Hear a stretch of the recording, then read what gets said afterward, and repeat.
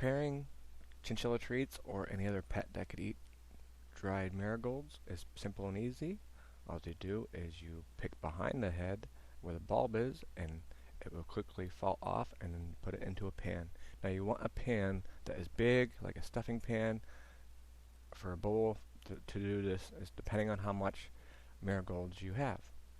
See, I have a lot, so I'm using a big stuffing bowl for mine and eventually filling it up.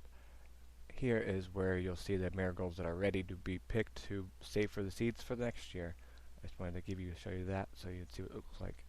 Now what you're going to do is transfer it to another pan, a pan that's either flat or like a cake pan, so that when you dry it in the oven at 300 degrees for 3 hours, it will be able to dry evenly and quicker.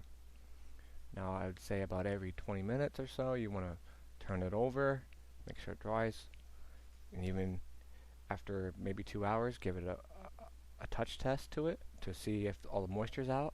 You'll notice if it's wet still, and what you want to do is have it nice and crunchy like this. Nice and crunchy dry. It's either be brown to it or it'll look kind of blackish, but not burnt, just a little bit blackish, and it will be crunchy in your hands. That's how you know it's done.